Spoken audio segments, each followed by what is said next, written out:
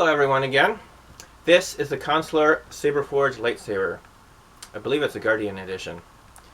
I did a 1 month review on this, and now it is about 6 plus. That's actually probably 7 months at the beginning of this month. It's December now. But I wanted to do another review, just so people knew how it was holding up after 6 months, or 7 months, or how long it's been.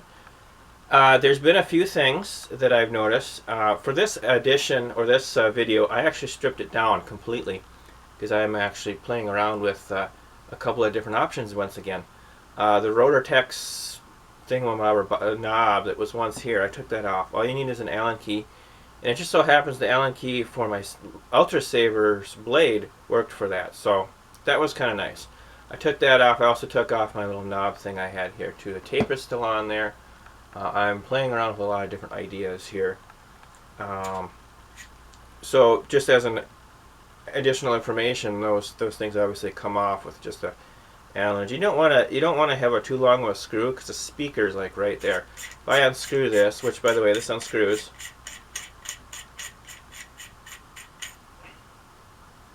the speaker's like right there.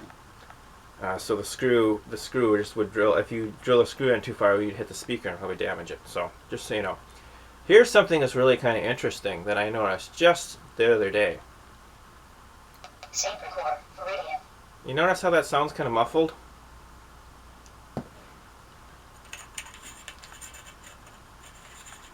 Here we go. Screwing the bommel in. I think that's what that's called. Now listen to it again. I don't know if my camera will catch this. Ooh, that sounds nice. This actually amplifies it. Wow, that's actually pretty cool. That was a major con for me. So everything's working just fine.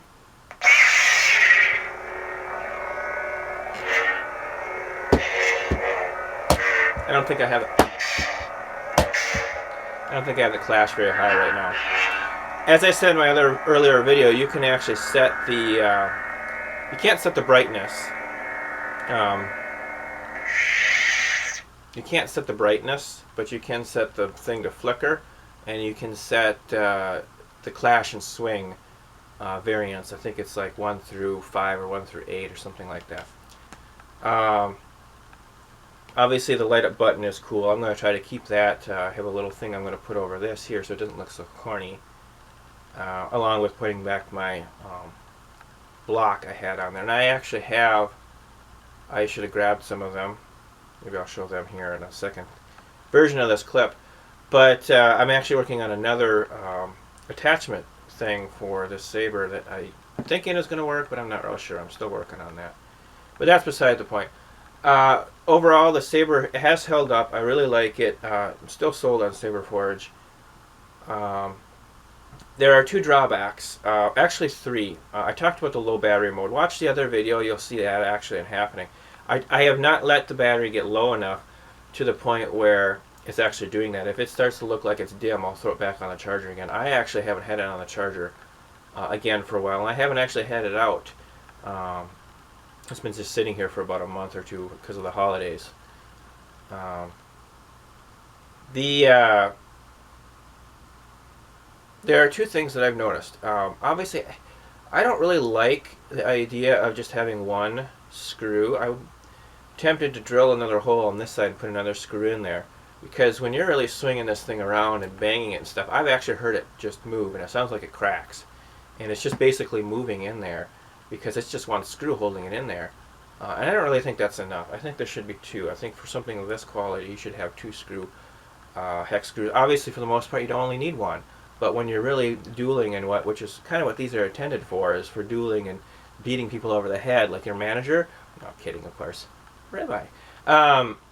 It would be nice to have 2 screws. So I might actually write to them and see if I could send just the hilt back and have them do that. I don't know if I have. I don't know if I want to try to drill a hole myself. I think once you drill a hole, because of the aluminum, it would, you could get the threads to work. Blah blah blah. So that's one thing I've noticed. I have the shorter blade on it. I actually got 2 blade lengths with mine. I think I mentioned that before. I really like the shorter blade length. I think this is the well, the full length I think is 36. This is a 32. So it's just about, it's a few inches shorter. One of the things I've noticed, and I had this attached to my costume, for Halloween. And when I did, and I actually dropped a thing on it this morning too, right here. I don't know if you can see it. You probably can't, but there are lots of little scratches. These are very prone to scratch, and it just seems to getting worse and worse. I can see it up here in the emitter. I can see it at the base of the handle. I'm even seeing some scratches on the, I think this is the pommel is what they call this, the base piece. But when I was riding with my handlebars, yes. When I was riding my bike and I had this across my handlebars, which I've done with all my lightsabers, I've become a mastery of lightsaber biking. I actually put scratches in it from just having it set right there, real nice and lightly. So very prone to scratching. I don't know if we can polish that out. I think you can. I've actually just kind of tried to rub it every now and then. I think that's improved it a little bit, maybe. I don't know.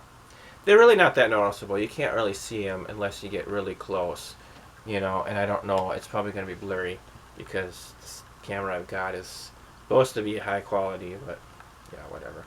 So that's kind of my 6-month review. Like I said, I really like the saber.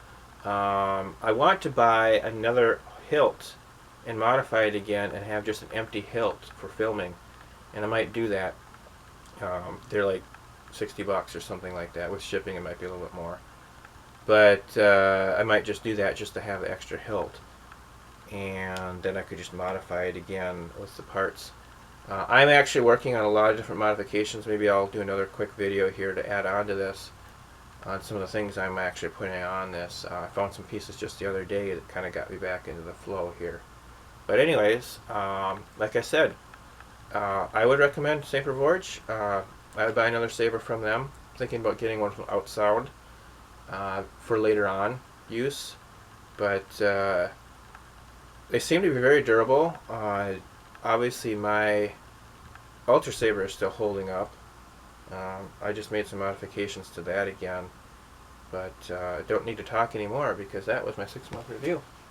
Thank you.